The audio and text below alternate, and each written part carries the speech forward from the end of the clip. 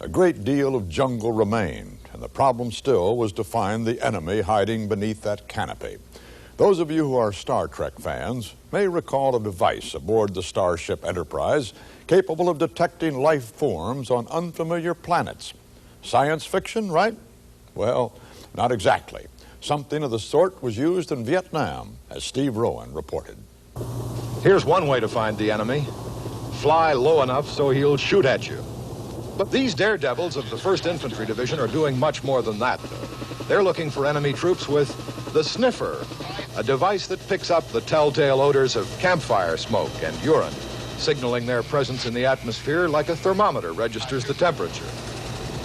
Hours at a time, back and forth over jungle-covered areas, populated only by unfriendly individuals with guns. A closer look at the Sniffer with Captain Paul Gardner of Wood River Junction, Rhode Island.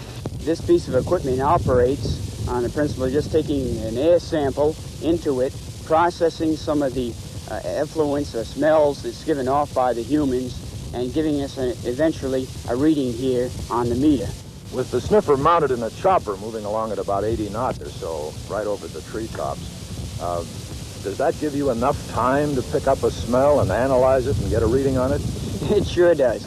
We find that we hit a hot spot and we have a reading on this within the matter of a couple of seconds. We haven't moved over 80 meters by the time that we have the reading on it.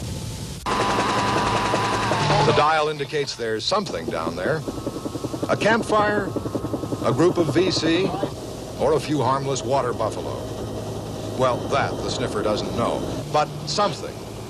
The spot is marked on the map by an observer flying overhead. The coordinates given to the artillery boys, so they can give the area the once-over tonight. 0, 0, 0, 2, 5, 8. These last readings were all ammonia readings. A little later, another cluster of hot spots, and someone spots a hooch beneath the trees. No friendlies living in the area, so permission to fire is granted, and the escorting gunships race in.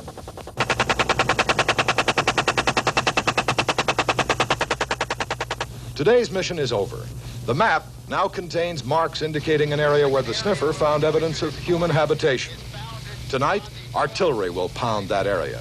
If the VC are there, they'll have to move. Tomorrow, the Sniffer will be smelling them out again. Steve Rowan, CBS News, Xi'an.